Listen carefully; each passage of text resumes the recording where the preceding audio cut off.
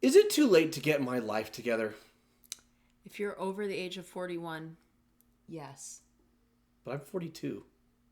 Exactly. Mended light?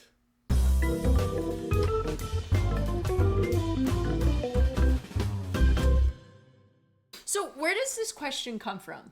Is it too late to get my life together? Yeah. I think it comes from people who feel like they have a lot of regret. Like they've wasted years, or they've wasted opportunities, and their life isn't what they want it to be, or they're not who they want to be, and they feel like too much time has passed. Reality didn't meet expectations. Yeah. And you mix that with some self-judgment, some disappointment, some remorse. Yeah, I think it's that combined with I didn't meet expectations. Yeah. Right? And there's a lot of shame and guilt that accompanies that. There's a belief that you can't teach an old dog new tricks, right? Where's the restart button? Come on! Push the button! And I wish I could go back and do it all over, but I can't. And my best years are behind me. Right? Physically, relationally, mentally, like my ability to perform at peak level is already past, so what's the point of even trying now? We're just going to run out the clock and feel sorry for ourselves. That sounds very dismal.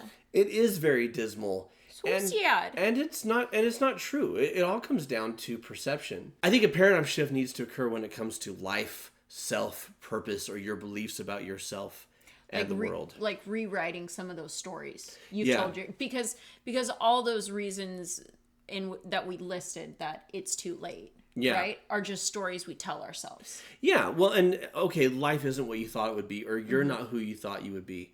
You're still alive. Like you still got time to make a difference, or to, as something that you say that I really resonate with, is there's no such thing as failure if you learn from it, right? If you learn and grow from it, it is a success. Yeah. Which isn't to say that there isn't mourning to take place for missed opportunities or missed years. A good example. Yeah. Mourning or grief. Like there are times to grieve and mourn. Yeah, right? For sure. A great example is Dr. Greg Bear. There's a book series that we both like called Real Love, right? And it's a whole Real Love book series. And he talks about what actual unconditional love looks like. And he comes across like very much, if you're just kind of looking at it from the surface, as man, this guy's got relationships figured out. He's got love figured out. He's got parenting and marriage figured out. Wow, like he's really got it together. And then you get into a story, which is, yeah, it's because he learned most of this the hard way.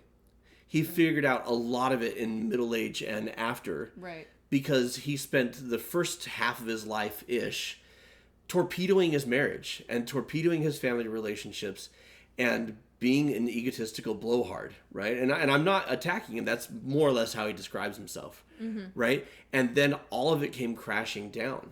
And he lost that marriage.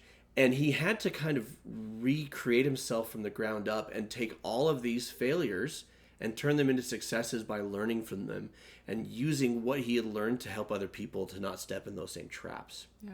And so in his case, it wasn't too late, but there is regret there. There is remorse there. Even though he's happily married now and he's got this whole series that helps a lot of people, I guarantee he looks back on his first marriage with, there are regrets there and there's sadness there. But there's also gratitude for that learning experience and how it molded him. Refer to the prophecy of the one who will bring balance to the force. You believe it's this boy?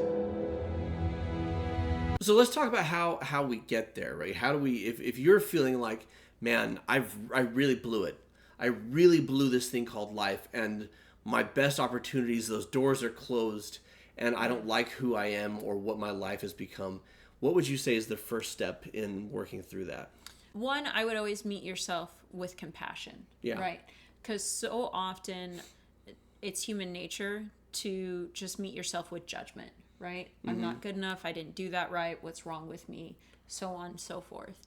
And opening yourself up to the idea of self-compassion and nurturing yourself and meeting your own needs and understanding that you have needs. And if you have regrets for how you've behaved in the past, it was probably because you had unmet needs and you were doing the best that you knew how at the time. Yeah. Right? And so giving that understanding and recognizing that you can't control outcomes, right? Yes. You can control your intentions, but you cannot control anything else in life. And you can live deliberately. So you control Yeah. your intentions and the choices that you make. But like how other people respond to that, how your environment responds to that, what opportunities you have or don't have, the biases and prejudices of other people, none of that is within your control. Right. And for example, like setting the intention of, oh, I'm going to have well-behaved children. Well, you can't do that. You can't control that.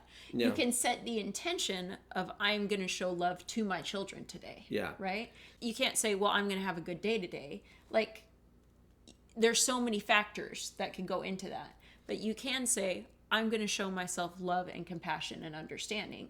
And when an opportunity arises to do that, and you just by nature go into a place of judgment, you take a self back and say, oh, what can I do to support and nurture myself in this moment right now? Well said. Oh, why, thank you. Thank you. Thank you. You're welcome. And the thing on fixating on outcomes is it leads to disappointment, right? And it's really hard for closers because they tie their worth to what they achieve. I do not relate to this statement at all. And so what I like to say is the only thing that you're guaranteed to take with you your entire life is you. Even the relationships that you treasure, death, divorce, separation by circumstance, there are a million things that could happen, but the only guarantee is that you will have you. And so if you're focused on, okay, well, what me do I want to be and who do I want to grow into, that's a good place to live your life from, because it doesn't lead to the frustration of unfulfilled outcomes or what other people choose to do. Yeah, and I agree with that. But do not do that from a place of self-rejection. Do not do that from a place of like, I'm not good enough right now, so therefore I have to change. I have to grow so that I can be good enough. Right. Right. And the intention of that is everything, because I lived decades in that exact space, and growth was hard or next to impossible. And even when I achieved it, I still hated myself. It was only when I practiced self-love that I wanted to grow, because I love this guy. Like, I want good things for him, right? It was a completely different fuel for what I was doing. And I found that growth and change were easier because they weren't tied up in shame and self-loathing, because shame and self-loathing fed into my worst behaviors and caused my worst behaviors. The question is, who do I want to be? We're going to watch a quick little movie clip of somebody who, ironically, when he says this statement, doesn't have a lot of time left. Oh, yeah?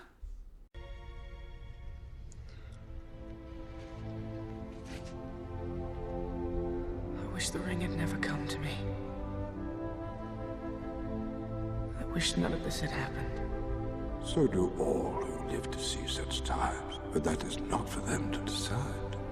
All we have to decide is what to do with the time that is given to us. All we have to do is decide what to do with the time that is given to us. Spoken by Gandalf, who, if you know the story, is about to go out the door. And he was already old, but he's looking at what am I going to do with my time?